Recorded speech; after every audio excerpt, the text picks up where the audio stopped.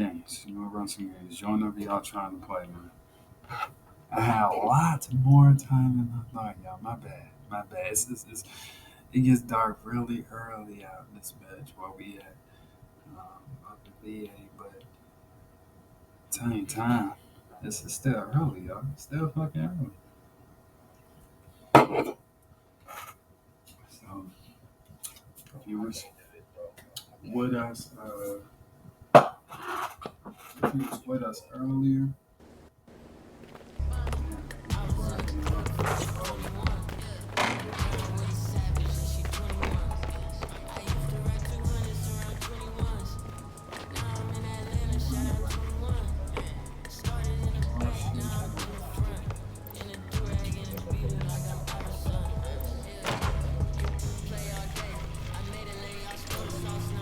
let's do it. Let's do it. Fuck it. Consider that y'all grace. Apologize ahead of time for flying y'all face. Turn it in a cause it cool not far away. Know where y'all stay. So let's keep it player while fight. We can do all day. She wanna crash in my crib tonight. But she leave eyelashes and stupid. How we gon' find Pikachu beanie. Fuck that. Fuck that, yeah. I use my XP, but it's okay though.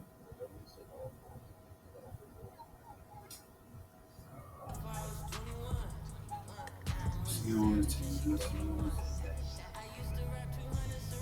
These smart niggas, that's all I'm doing. Some smart niggas that know what the hell they doing and shit.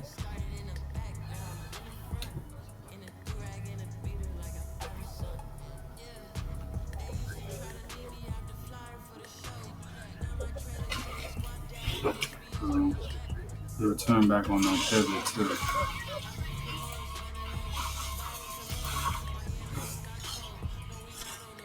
Turn back on that motherfucking pivot in a little bit.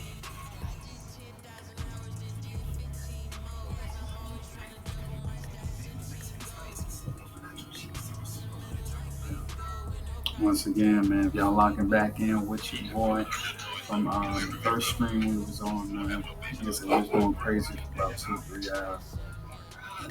Appreciate y'all locking in on that. I'm back with it, man. We're gonna get a couple things in. Like I said, I got a little bit more time, so you know I gotta hop back on with my motherfucking peoples and this. And I appreciate y'all, man, on this fucking Friday. Let's get it. Good.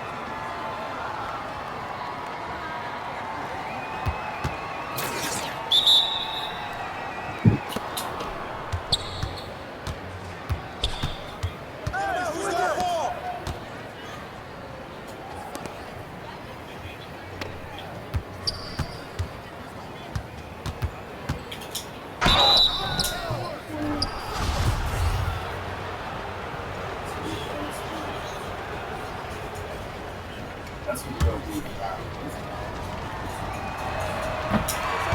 Oh, I'm not gonna lie.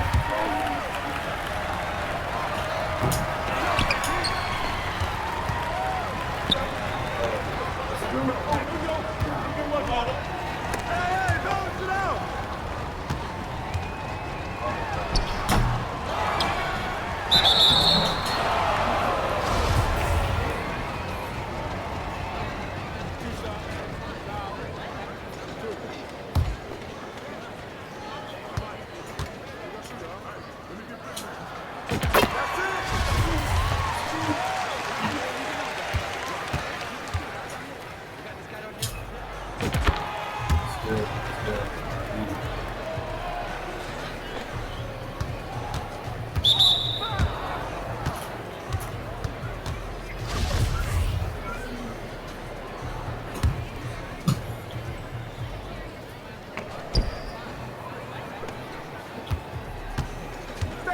Stay here!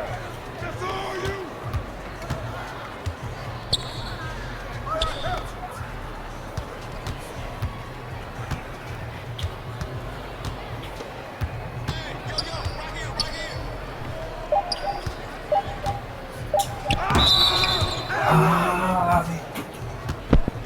Good defense, bro. Defense, bro. Good. Good.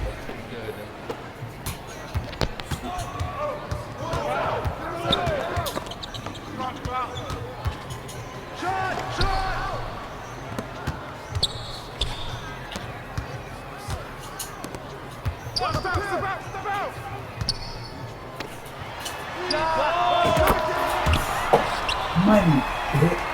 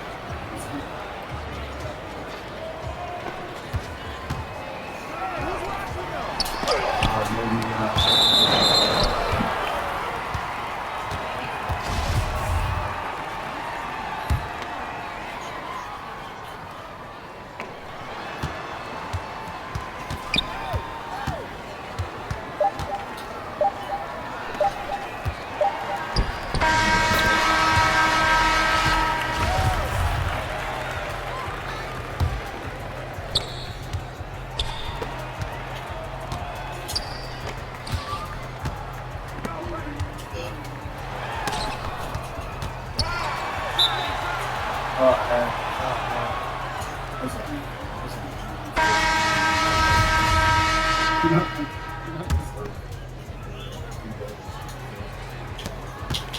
got yours! I got yours! Money, bitch. Bitch. Come on, bro.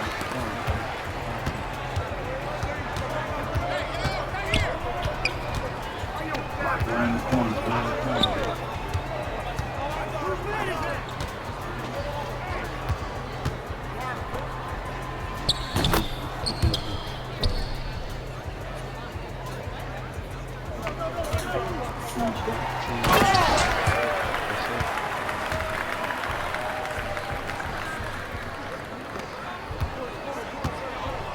I'm open!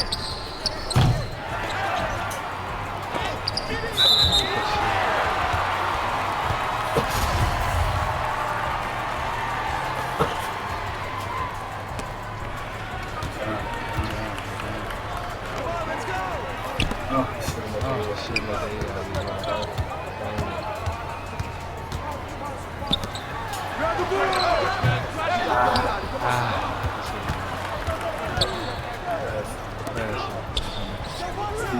The defense.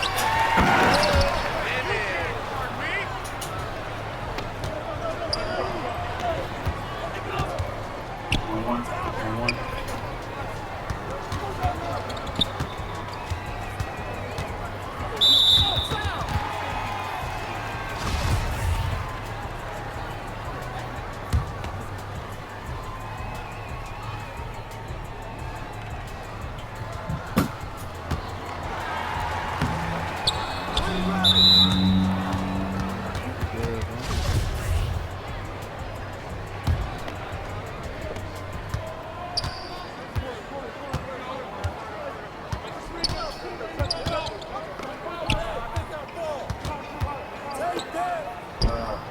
Good, bro.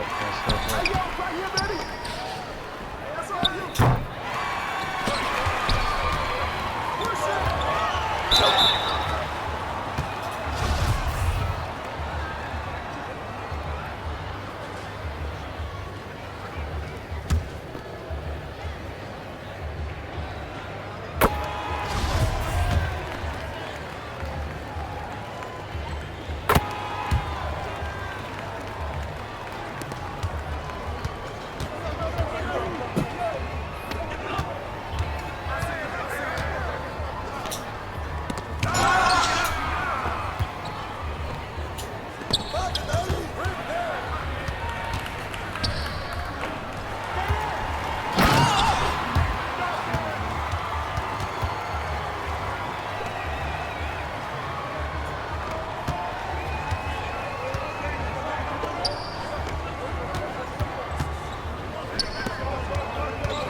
Yo, help me!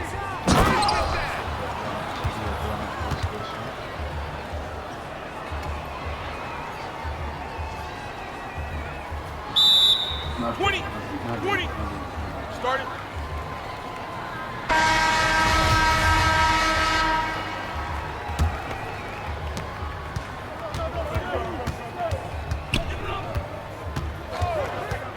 Switch!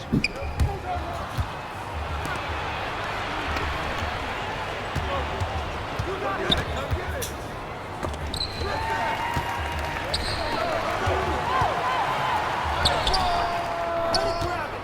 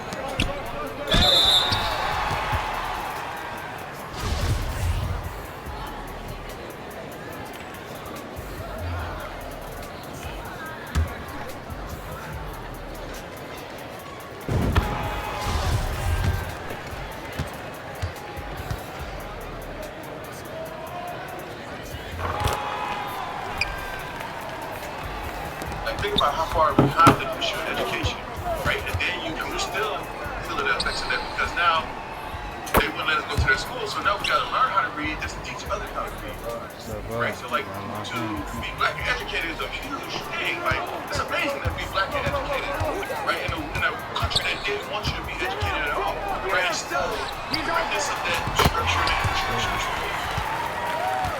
the education, right? You know, like think about the school to prison pipeline, like the way that's designed. Somebody did go to the school and what schools are teaching the books and like I read a lot of schools predominantly black and Hispanic minority, just the entire environment from cages to like when you tell them it's like you know what I'm saying, it's really you might as well be in a prison. So you got that and then you also Hey AJ series. Yeah, so I wrote Your Black Boy as a poem because I didn't know I was watching the Austin Sterling thing, which I used to do watching this stuff. And like when you tell a young black boy, right, at this time. And that's why I wrote Your Black Boy. And I've encouraged black people like, look, not too late, not too strong. 2 points. Right? Your goals are worth more than 2 points, you know. Your dreams are worth more than 2 points. So it says like it has things like exercise, black boy, exercise for the right to speak your mind, pursue evidence, you know what I'm saying, seek prosperity, you know, all these moments of time and things and also like for these rights that we have, like as far as like, I don't want to read, or you pretty much just step on your ancestors, right? Because a lot of times people, not just today, but in other countries, people who die,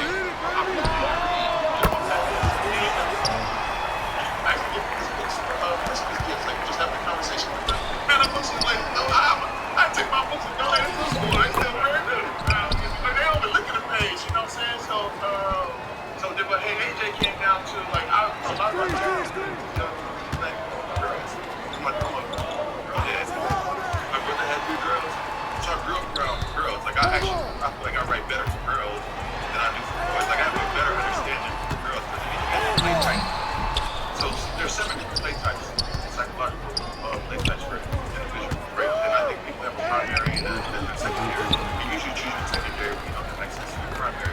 So you see kids, some kids are organizers, like they like to lead and organize games. There's some kids who, like they like to be in charge, like that's just they like to play games where they're like the boss and things like that. You have those kids who are like adventurous to be outside running around. But girls usually don't play type of boys. Boys are usually fixated on one thing, right? They just play basketball. So the playground, I spend a lot of time on the playground researching, but just really one of my favorite sounds is children that play. Like I love the sound of like, yay! Like it's just like listen to it. My daughter's playing. So I'm on the playground saying boys have a basketball. The whole hour all they do is shoot basketball. Girls had the same basketball, but they shot the basketball for 10 minutes, then the basketball became dodgeball, then it became four square, the next thing you know, the ball, they didn't use the ball at all, you know what I'm saying? The ball was just, they were just sitting on the ball, and they just play so many different games with that same power versus what the boys did. And you try to design for these play experiences. The problem with the world is we don't play enough. Like we lost our play experience. And people forget how to engage in play. And play is usually they're at play. Right? We play for people. You choose to go out behind. That's right up his alley. But he's a playful person. A playful person.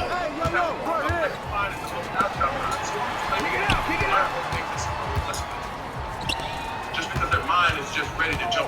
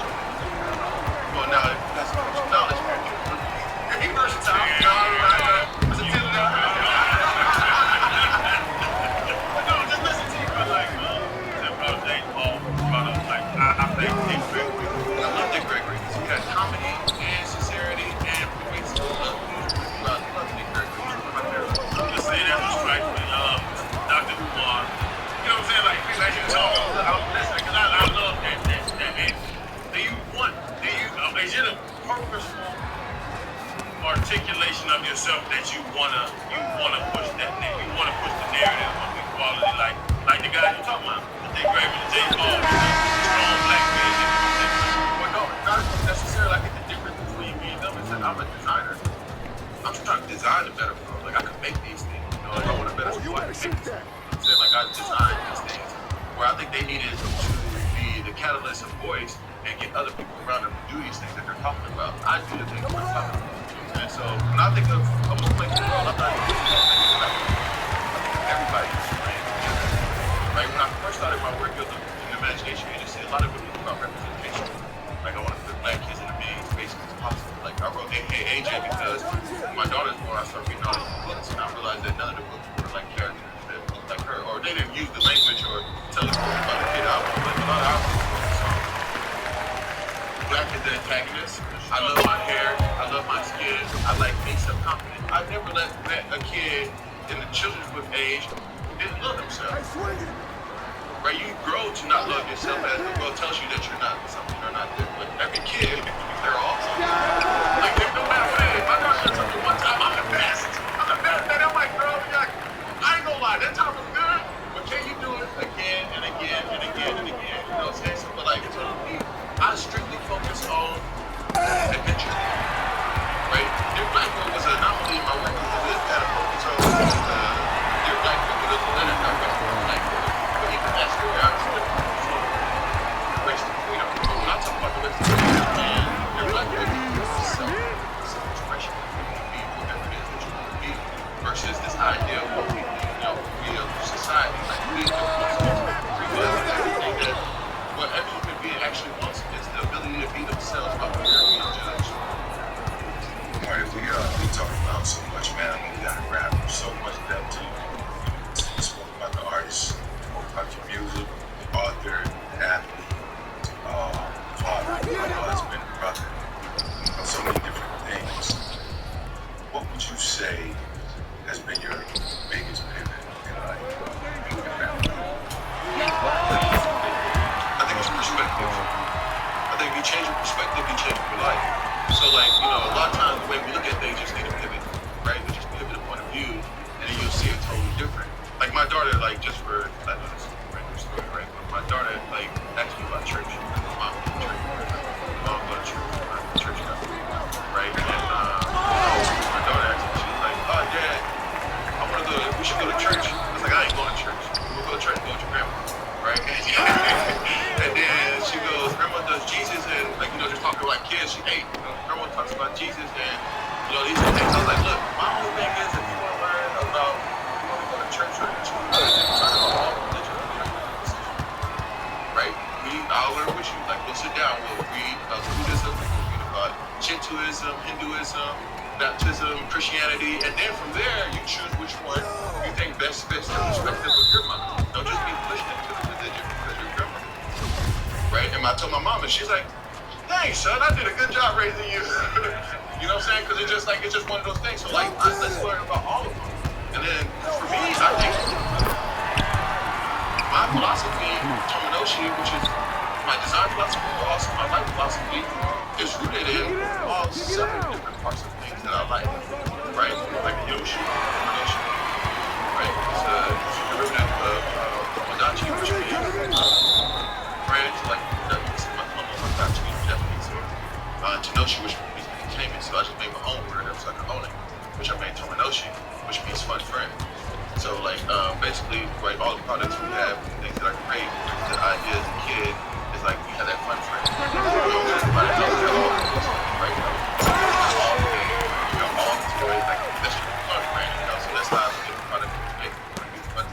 So if you own our products, you too can be seen as the fun friend. Now your homeboys ain't got Tominoshi. They ain't got it. They Nintendo kids. They're Nintendo kids, you know what I'm saying? So like Tominoshi philosophy, which is, you know, the design, products, experience, and moments is that engage with the user's imagination, right? Like how can we engage your imagination? So my pivot is always, I think my biggest pivot is perspective, like to have more of an understanding. And then it always is a pivot because the more I travel, the more I read, the more I realize that I don't know nothing at all. And that's one reason I like to be surrounded by books, because it reminds me how much I don't know, right? And how much I could know. I think my biggest pivot has always been perspective and moments and things like that. Before we got here, even driving over, I was like, man, this is gonna be dope. I was like, I don't know where the hell it's gonna go. I was like, this could be something that's different for our viewers, our subscribers, because they do see football players And whenever we play all big jokers on the graphic, they come and they expect to hear about football. And they expect to hear about all of us looking at that life as the only thing. And I think your perspective is so interesting because it's not that. We appreciate you being honest. We appreciate you being open. But that's all you've ever been. And so, man, that's why you were a big get for the pivot, bro. We appreciate you, man. Appreciate letting you into your space.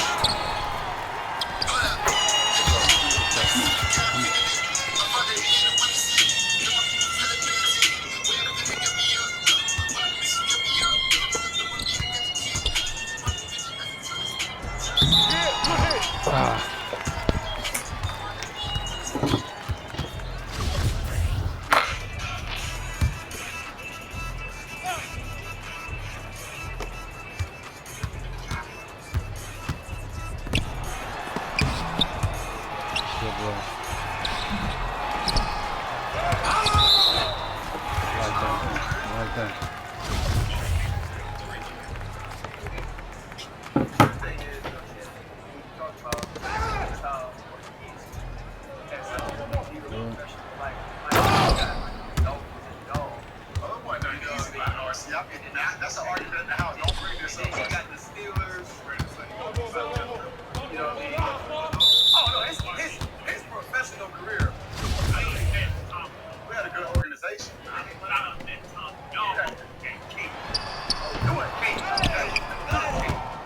Emotionally cake. That man is full of shit. We over there dealing with goofballs all day. Oh, yeah, now the coach-wise, that's what I'm saying. We had a good organization. But the scheme of football wasn't easy. He's saying the whole, y'all have big men. Ben can stand in there and just release the ball at different times. How certain hits, even when you get pressure, Ben ain't gonna come back there and complain. I say that a lot. He can make that certain throw to where he thinks every single line. Right, that wasn't different, bro. It was just a quarterback league. I'm telling you right now, we don't have a quarterback. I don't care if you got the best defense and never protect the quarterback. Now we sit there arguing about protecting the quarterback. Oh yeah. So you like the rough and the passer calls now? Man, play the game without the type of quarterbacks, and the game's gonna be boring. It's the biggest drop off in the world between starting quarterbacks and tier guys. Even the top tier guys compared to the next level start guys. It's the biggest drop off. So you gotta think of that as the fan aspect too. You think the fans want to come to Tom Brady's not out there? Because look at the NBA when LeBron doesn't play or something. Like, man, I ain't buying no ticket because the game LeBron's not out. But mine be like me and Mike just knocked out here. Like mine, what's all like? No one's really gonna pay that much attention. Like, let's be serious. Channing got to get knocked out of the game. Like, all right, it might run 1 or 2 days. It might take 1 to the game. Big Ben, Tom Brady, them type of players, Philip Rivers, getting knocked out of the game. But it's the whole team like, hey, we get arrested or quarterback get arrested. First off, all y'all went to Florida. They like talking about this game. He talked about how the Florida cops on his head. Y'all see the motherfucking stats, man. Y'all see the stats, baby. 32 points, 20 and bowls, 2 assists, 2 steals, 5 blocks. Come on, man.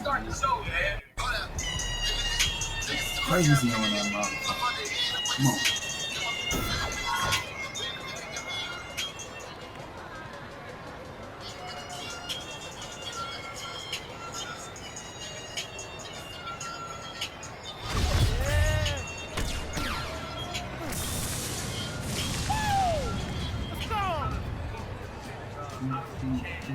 Another heavy episode. We're excited to have y'all. Now we're excited to have like all the guests plus, especially 2 of us that got to live with y'all, man.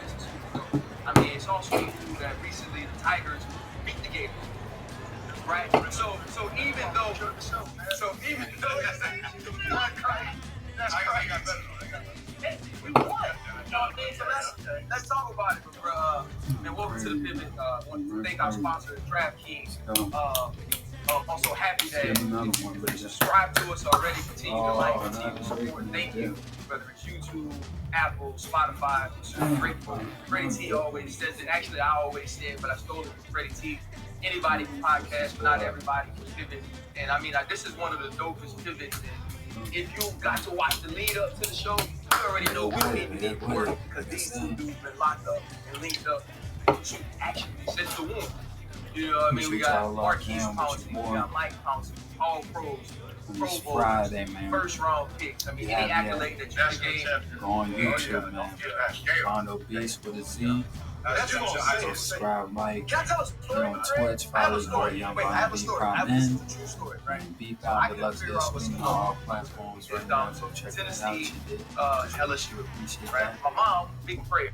So she makes me have a prayer circle. Me, her, and my dad, my little brother. We have a prayer circle because I'm gonna make the decision the next one, right? So we pray, man. We pray hard. I go to Once sleep. I again, have a dream. Foggy, man. If you Legitimately, I haven't have a yet, go dream. check that out. On the LSU Quit sideline, lurking. and the fans are rushing the field. Lurking, get Right, I'm that walking all up to the Foggy. field, and on the scoreboard, Get that is 10% Florida, off your day if you're looking for any LSU drink won supplements. 28-21. 10% off. Use the story. code I told it one time. I VondoV, told with it on extra SVP. Y. I walk My into my shop head if you're coach's looking office for next day, organic and I meat. said, I was always scared to tell this story.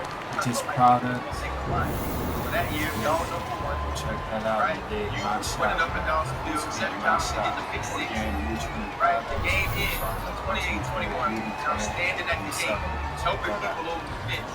It's a question, like, I legitimately chose my school because of deja vu.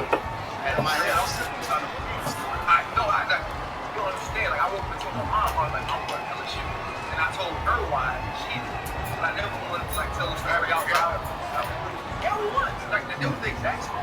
28-21. Greatest team was number one in the nation. And we made it. And that was kind of like deja vu. But, like, listening to y'all, thank you very much. That's good.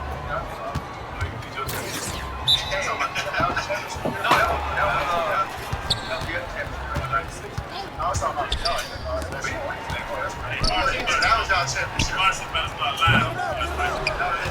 Keep that happy, man. Y'all. We gonna start. First off, I'm not lying. You don't have to actually have to lie to go to LSU. Please, man. You talking about you saw the score of premonition and a dream. Never had that dream.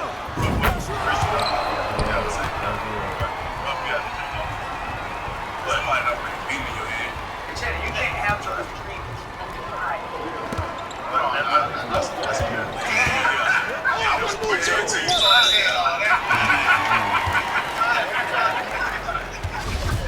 That part of the Bible got out of it. God bless me with so many things on this earth. I'm thinking, yeah, my Lord.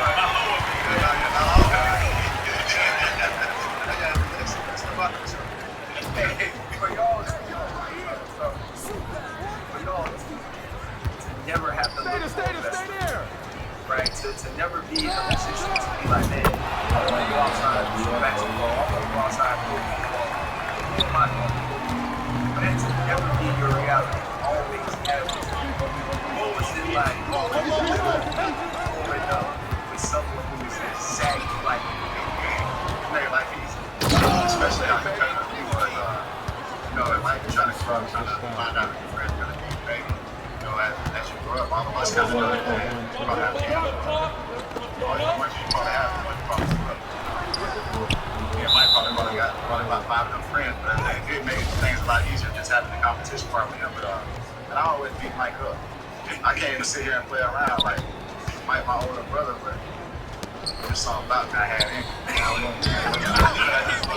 I said, I will say the hardest part about it is when I always enjoy just having him as my best friend, my brother. I think the hardest part was always just explaining to our significant other, like, you don't love me as much as you love your brother. You used to deal with that our whole life. Like, there's a different love when you bring somebody else in your life. I used to explain like this. I said, I'm breaking down to you. Make it this simple. He goes to the store and gets me a sandwich, and he gonna come back and get it the exact same way I want it. And you might leave that motherfucker with mustard on there. Somebody don't like it. You know what I'm saying? He won't do that. I said, that's a different kind of love. That's how I gotta break it down to you. Don't forget, I just the rest of them like, yeah, because he. I know. I already know the vibe that I get that, man. If I bring it back, that's how I like.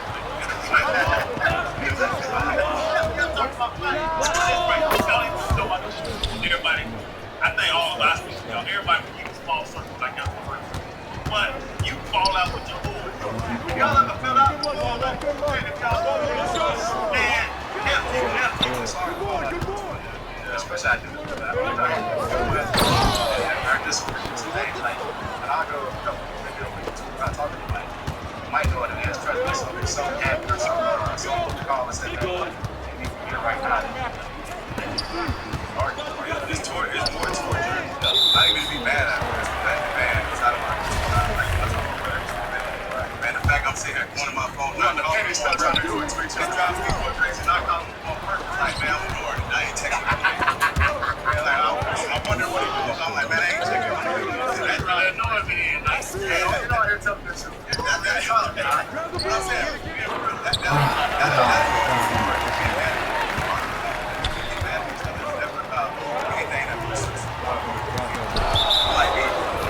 I said, do this, this way, we get an argument about it.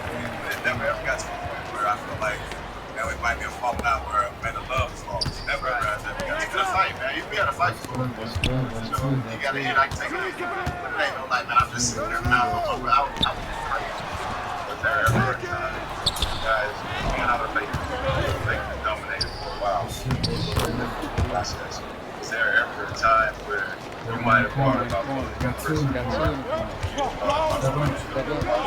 daughters say like, you know, like maybe in LSU or you guys, you know, might say that. I mean, I'll give you an example. No, never a lot. Just because I remember one time, first time I get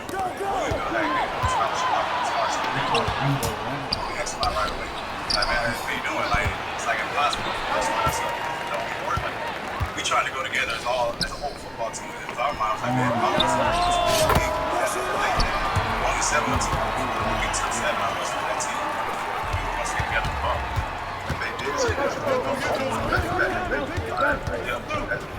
They didn't satisfy my transfer. They find all of us like a packer. He was a side guard, you know. Yeah.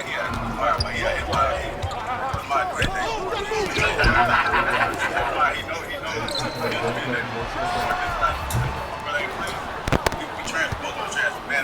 I don't know if that's right.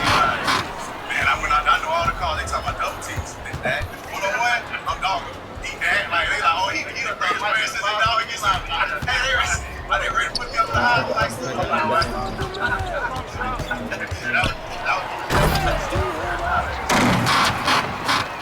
back then you had to kind of like correct the coach like, oh, man, I'm gonna train somebody. Now let's all the boys kind of like got together. I never did like 5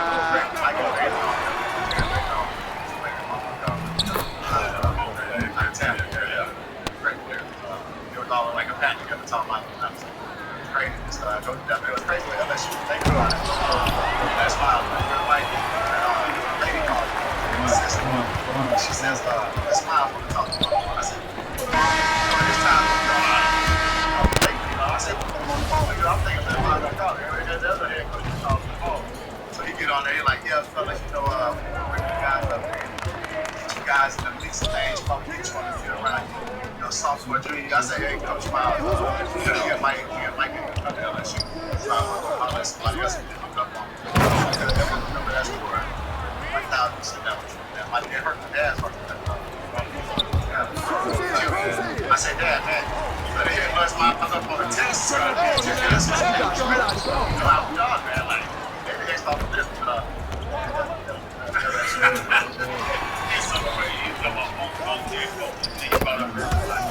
so I was in Florida, Missouri got fired, 4 games left in the season, Charles Trump took over, and I was getting locked up. Y'all got locked up.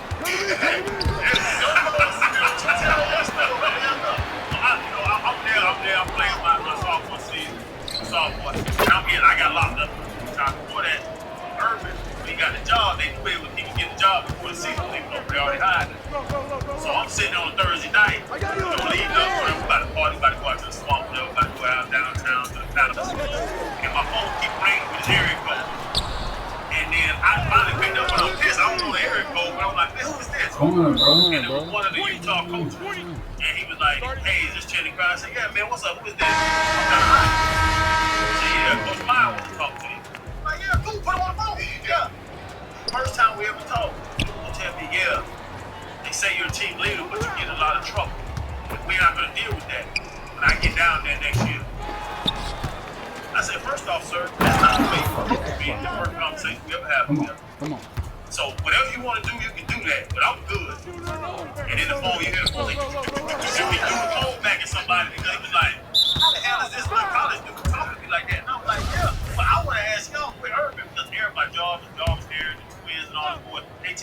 love her. Because if you I think Marquise loved it more than you. Oh, Mike love it too. I think changes kid.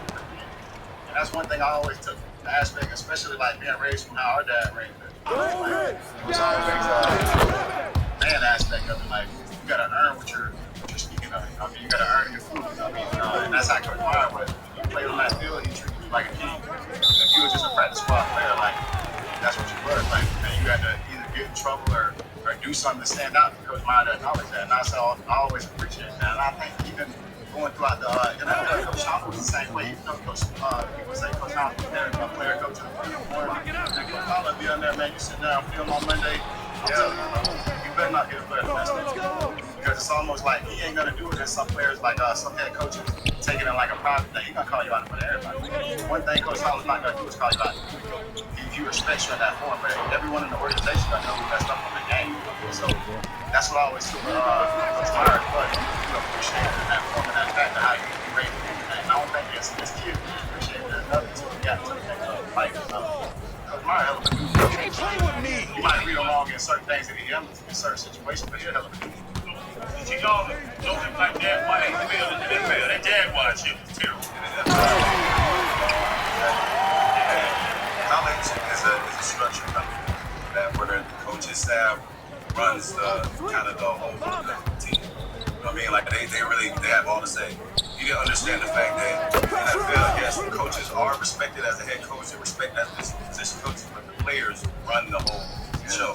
And that's what I think that he had a misconception of, like, then you gotta let the guys run the show. Like, no, I'm in charge. Yes, you're in charge. And you let them run the show, earn their respect. They'll let you be that. They'll respect you. They'll hold you there. They'll hold you there as a head coach. When you sit there and you come in and try and like tell a bunch of grown men, man, this guy got 4 kids at home, probably arguing with his wife. He got a lot of shit going on in his life, and he got to deal with you.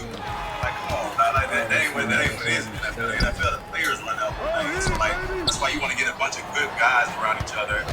Keep some dogs in there too, because you need that on your football team. You want to have the guys that's gonna have structure inside your locker room, because they coach what they really do besides walk around and set the schedule. They ain't really, they're not coaching, and they're not right around the guys on an everyday basis like that.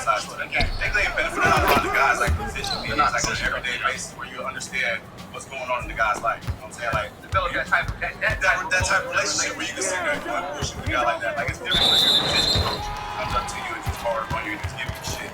Like, man, the head coach, you hold them to that respect. They earn that respect by the way they run the structure and stuff, but they're not around knowing their everyday life about what's going on and stuff like that. I think that's what kind of reminds me. I think that's the big thing when you get to the league, is that people don't realize. Like, I'll see this in the morning, I'll see this again until we get to break, right before we go to practice, until we go to the cafeteria. Like, you in that room with the guys that's on the offensive line, with the DBs, with those coaches, and then that's kind of how you develop close relationships with people. Like me and Troy, like best friends, because I was with him all day. Right? Like that's the way it works. But for y'all, when you look at college, man, where you do everything together, we live in the same dorms, we live in the same apartments. Like y'all team was famous, right? Like the Florida Gators, when y'all were there, big time. So many dudes drafted. Like I know you guys too. You very well. Y'all were really close. Aaron and Marquise would tell me, so he's like, yeah, man, like sometimes, man, y'all like it. Aaron had to go outside, so why would they come back in and lift weights?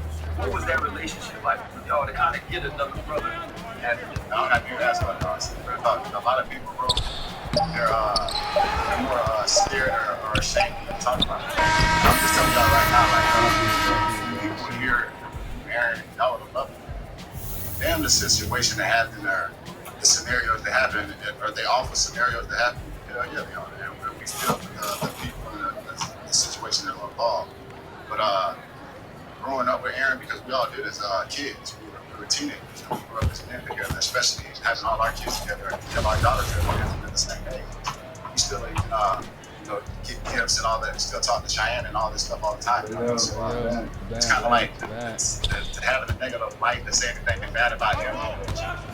Weird to say disrespect to say everybody involved in that situation. I don't want to say that great because sometimes we got so demoralized for trying to defend there that no one knew at the time. Especially after things that played out how it played out, like I said. How the things played out, we never felt I think whenever like the whole hat thing happened, I think people took it in the form that we didn't care about the other side. But at the time, the hat was a 5-second thing that we didn't even have time to prepare ourselves, to even put ourselves in the situation to prepare for that scenario. You know what I mean? Yeah, we felt bad. If that was the case that happened, and someone did die from Aaron doing it, and absolutely, like Aaron should pay the cost they had for it, and we feel bad for them. That should happen. No one, another person should take a life in no form. So, for all the people who never heard me say that, I just want to kind of like that part of it, because we should have walked the stadium and everybody recruited in there. So, or hit us up on social media like FU, this and that. I think we really had to know Chico, his family, his kids. And, I get touched up sometimes. I'm talking about that. Still talking. So, just know that people make mistakes in that form, but they got others that live with them. So, shit crazy just looking at his kids sometimes. Yeah, I understand that. Just jumping in, I can speak to it like I personally, I personally know Chico. You know what I'm saying? And I met him years ago with Young Vondov. And I talked to you guys were doing down in UF. And Chico was always just happy, lucky, smile on his face. Everybody always had on, and obviously, like you guys said, that you express, some sort of remorse, and you have certain sentiment towards what the other families are experiencing, what that outcome was. And it doesn't make you guys a bad guy because you support your brother. No matter what their family or whatever, locked up or certain things get played out, and that's due to what the higher power wanted. But you guys got to continue to live your life, and also that the people understood how Chico really was as a person, because he was an amazing human being, man. And I can certainly, amazing. That's what my thing. And I hate to be at that justify our relationship, because I always look at it as if my brother was in that situation, how would they want me to react? How would they want me to feel? Would they want me to just leave him in the dark by himself or support him? I didn't support the action. I supported the person. And that was the part that everyone missed, because it was such a bad thing that had happened. And you get caught up in the middle of it. You're supporting the person and not supporting action, and people you can't even justify at the time because it's such a hot topic. And I think that's kind of where all of us are getting at. We knew Chico the person. We didn't know Chico the action. Chico the action, none of us agreed shit happened, right? If it were true, or if it really did happen, none of us agreed that we knew what shit died. But with the person, we supported the person because of who we thought he was, who we knew he was in our eyes. Robert Kraft had supported him at court. So like, to sit here and say that Chico's a bad person, like that, yeah, ownership of the NFL. So it was just crazy that, like, for even for us, for someone who didn't even know him as a kid, for us, like, we knew everybody was family. Like, we all slept together, growing up in Connecticut, like, it was crazy. So to have the owner of the NFL that there to support him, it already showed the type of person that he was. Actually, when they named it, we don't know what it was. You know what I mean? Like, it was just crazy that the whole entire world judged him off that one thing. And I get it in a form. I touched with a tragic accident. I mean, it was crazy that was even brought up part of that. For the NFL, like, let's be real, that doesn't happen in the NFL. Like, for one of our star players, he changed the NFL to a 2 tight end set. For that to happen, it was just like, hold on, let's reassess all the guys that we're bringing into the NFL. I gave the critics and all the outside haters more, to the fire. Originally, we had Tamara Hall, and she had a business relationship with Jeffrey Epstein. And I was the same situation, but it was terrible things he did, and ended up dying in jail. Same situation. And I asked her, is there any, to be as close to Jeffrey as she was, did you see anything? For y'all to be as close to Chico as you were, I ain't know Aaron like that. Like, I met him one time, we were tight. Like, the story's crazy. That's what we were saying. The entire story's crazy. Y'all, it was not like, that was a surprise to y'all. Y'all heard that story. It was a total surprise. It was nothing that led up that y'all could see that he could do things he did. So what we'll say about that thing is, what we did learn after the fact, that Chico's skull was paper thin, and the doctors were, he had stage 4 CT, so they actually place to actually test his brain. And the doctors were amazed that every time Chico took a hit, he fractured his skull. So I honestly think that played a major factor in what he had going on in there. Okay, so and y'all knew Aaron, like he was a really smart dude. Aaron knew and kind of like I think that he kind of maybe predicted in himself that if I got out, I'd like let's be serious, like I mean, what's life for Simpson now? Like, is it really that good of a life? I mean, like And you said he knew while he was in jail, like that's all. Like, just sit there and think. Just put yourself in that situation. Like, what would you truly think in your head? Like, how would you really take on that situation, knowing that if I come out of this, I'm gonna lose so much, money-wise, everything gonna be sued, everything. I mean, the perception when I walk around, like, how would you truly feel about that? I mean, so I honestly, if we're gonna sit here and even ask that question, even think about it, I think that's kind of what we want to know instead of just fighting around this situation. Like, I think that's what they do. Other than that, like, hell, it ain't nothing that we can really truly say, like, someone forced me to do it. In my mind, whenever the call was happening, that's I mean, my guards, they hate me, you know what I mean, it's just hurt. We were so tied into it, like, every single scenario, I mean, we was in hell, it's probably hundreds of jail calls. I mean, I was sitting on it, just laughing and bullshit. Most of the calls, they're probably sitting on their bag and stuff, what I'm saying. It was just crazy how all this stuff played out, which is weird, man. Especially that call was saying that it happened. That's what I completely got you. Yeah, it's crazy. But please, you jump in. I have a question for Mike, but I want to say my last impression with Chico on Aaron. I talked to him tonight before he passed away, and in that conversation, here's the Chico I remember talking to when he was a young player at the University of Florida. That was excellent, happy, fun, just full of life, full of energy. So it was hard for me to believe that, it was hard for me to believe that, but I just wondered, what's the first thing you thought of? Someone killed him, right? Initially, yeah. Because I do respect about Aaron at that point, because see, I'm just not hearing that knowing that he called me. I talked to him the same night. So we call all the time, everyone that mattered to him. I talked to him that last time. We got that same impression. So when we heard that the news the next day, I'm like, bro, there's no way. How? I got off the phone, we're laughing. Everything was cool. There's no way. You know what I'm saying? Like, there was no indication leading up to it. You know what I'm saying? Like, that's why you don't know people when they're behind closed doors. So, you hear things, and perception is multiple. You talking about supporting the action, supporting the person, your political preferences, Donald Trump. And seeing you guys who are heavy Republicans supported and backed Donald Trump. You guys have had guys who push back, comments, media, etc.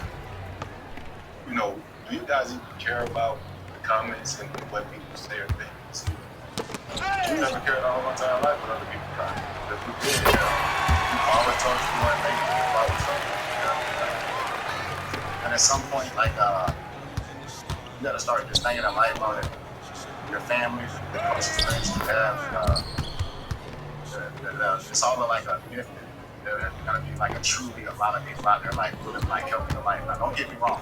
There's some people out there like coaches and some people that were involved in like teams around to help us, all this stuff. Like, I'm not taking nothing away from that. Like truly sit here and think like the government's gonna help us out, or like whatever president you think's gonna be in there gonna help us out. Like, look, I look at the president thing is that I'm best for what's best for our family. What's best for our culture. Like, you can't sit here and deny that President Trump on this. Like, you can't tell me, give me some policies and things that Mr. Biden done did for black people. Like, and I'm in the community, bro, so like, people want to sit here and debate with us, bro. We don't have a 501c for the last 13 years. We gave over millions of dollars to our community, so like, you can't debate us on who we like as the president. I mean, like, what the hell, like, every time a Democrat president gets there, the only thing they do is change the parts, the color of the slide. Like, man, we tired of that shit. Like, Donald Trump is literally in there helping HBCU. All that money was guaranteed per year. Like, all the different things that he did for us. Like, I just don't understand, like, our community-wise, how unemployment for black people, like, it's crazy to think that, we ain't gonna at least tap them on the shoulder for that. I ain't saying that motherfucker got up there and said all the best things. Hell, I hated some of the shit he said up there because I knew what it did to people. Small-minded people sometimes just that's one thing they're gonna latch onto. Like, oh, I hate him forever for that. You know what I mean? So once he was like, man, maybe that's one thing he could have did that was better. They made better speeches. You know what I mean? But like, mine is I never yeah, like he is really. Mine is the divisive rhetoric during a moment in which the country was experiencing certain things on the Hill, the police brutalities and all those things. Minus that stuff, I think Yeah, he did great as a president. Listen, all that stuff's media fun too. A lot of the stuff, some of the stuff he'll say, and then it'll be split up. You know, like they'll play a little snippet of, you know, not even the whole interview, and then somebody that's against, you know, say Republican Party will hear that little snippet, or somebody that's a Republican and hear a Democrat. The same, this vice versa. They'll hear that and be like, you know, oh, you know what, oh, that happened, and not even look into it. You just hear it, basically that little bitty part of it, and if you're on the opposite side and you oppose it, like, man, that ain't okay. You agree with it. But if you don't really look into what's being said and really look at the whole big picture of things, then sometimes in your mind will get polluted just being on the side that you always go around. I got one question, man, because I want to ask about this. So how do y'all, whenever we're playing, there is a Caucasian player, how do you feel as a black player? How do you feel? Do you feel like there's no way that Caucasian player should use you, right? It depends on what position you play.